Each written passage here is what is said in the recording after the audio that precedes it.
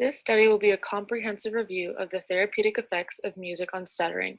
The issue of concern for this project is the remediation of stuttering.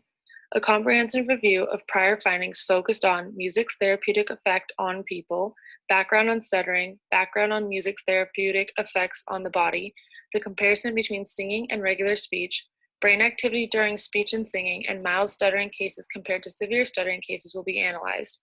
Background will be given on how music can affect stuttering in general. The goal of this project is to remove the stigma from stuttering and to find that music could prove to be an effective treatment tool in the remediation of stuttering. This study will be qualitative in nature. In order to get data, I'm going to use a variety of research tools. I plan to do a comprehensive review of existing articles covering the topics listed on the previous slide. I will use articles from the CSUF database as well as the ASHA database. I also plan to watch singing videos of both male and female singers of many ages with a range of mild, moderate, or severe stuttering. I plan to compare and contrast their singing abilities, rate of stuttering, and their case history in order to discover the effects music has on the remediation of stuttering. In order to have a baseline of understanding for my project, I must first explain what fluency is.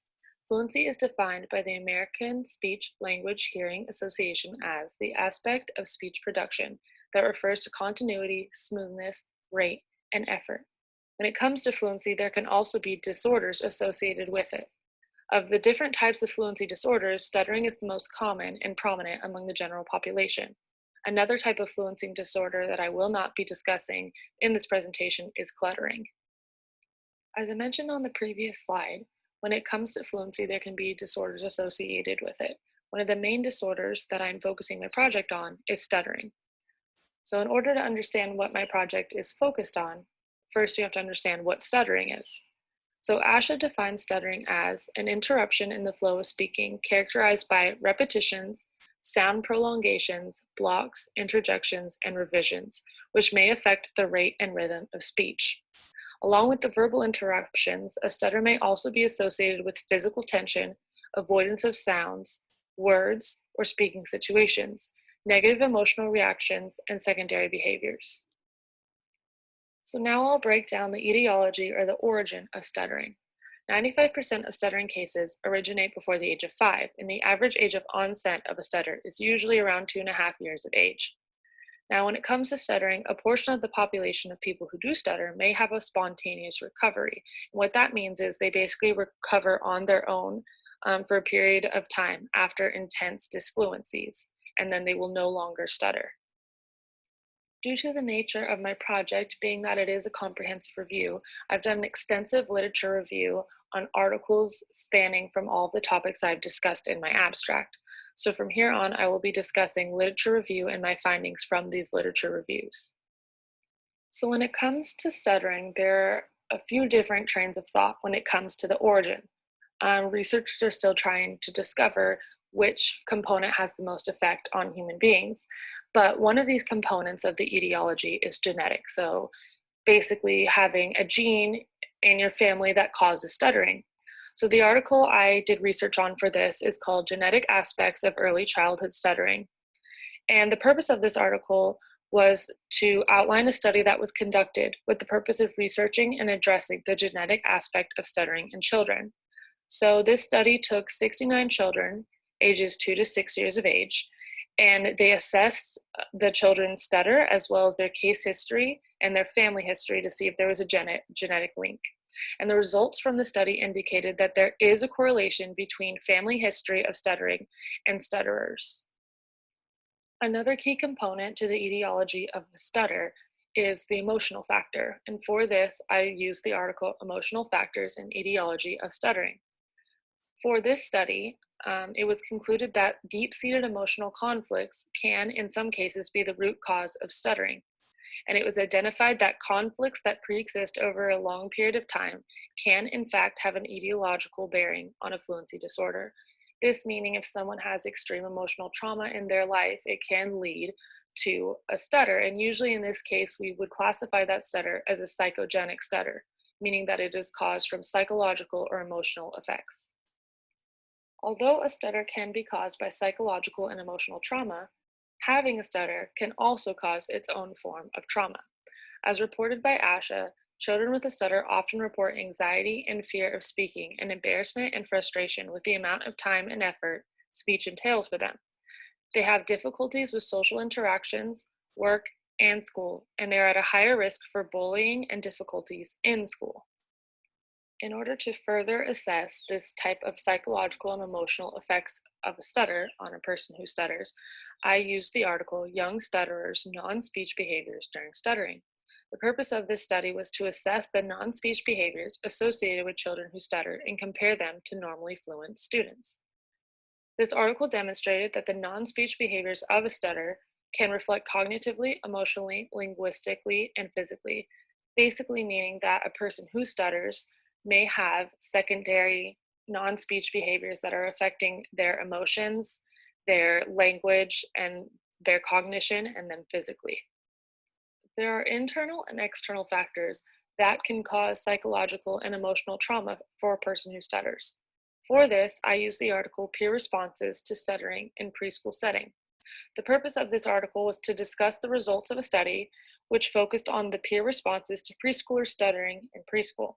The results of this study were, between 3 participants, negative reactions included confusion, interruption, mocking, walking away, or ignoring after a stuttered utterance. Basically meaning when a person who stutters is surrounded by their peers, sometimes their peers will have negative reactions to their stutter, which thus furthers their negative emotions towards their own stutter. Now that I've discussed what fluency is, as well as what a fluency disorder looks like in terms of a stutter, along with psychological and emotional effects of a stutter, I will now break down music's therapeutic effects. Music therapy is already used for a variety of speech disorders, and it has proven to be very impactful in remediation of these speech disorders. It is already widely accepted that music is highly therapeutic and has been used to treat a variety of ailments throughout history. Barry Guitar, PhD, from the University of Vermont stated, "Understanding what dramatically reduces stuttering during singing may eventually help us understand stuttering better." What Barry Guitar is discussing in this quote is the phenomenon that when a person who stutters sings, they have no moments of disfluency.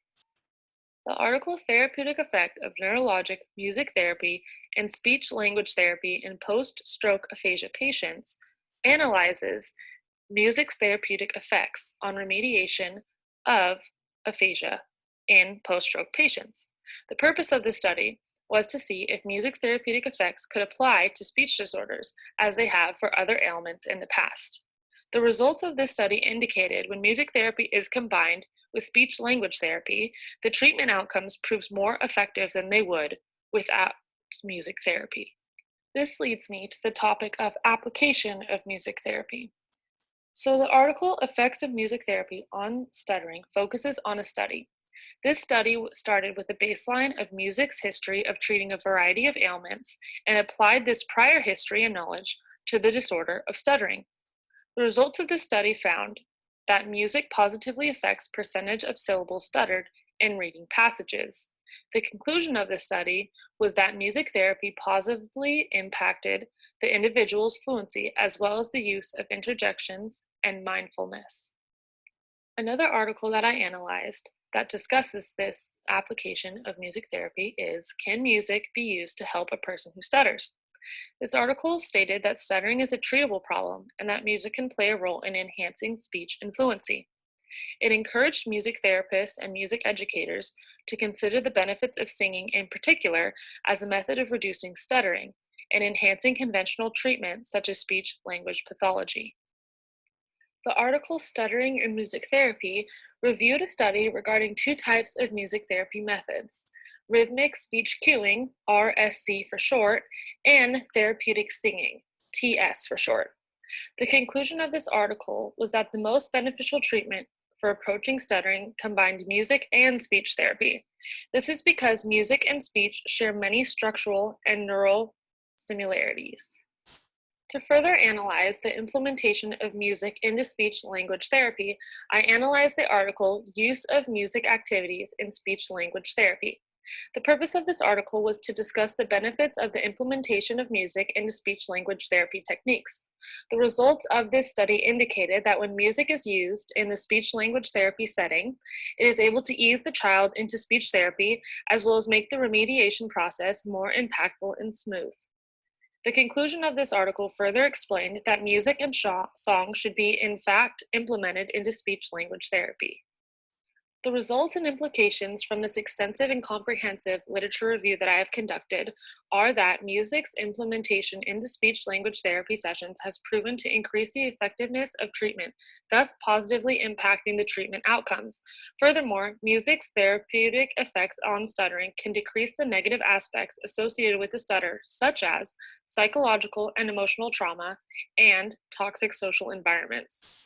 After completing my comprehensive literature review as well as analyzing all of the data, I am more driven now than ever to continue my research and analyzation of data in order to prove that music therapy can prove as a successful tool for remediation of stuttering. I want to thank you for your time for listening to my presentation, and I hope that this was helpful.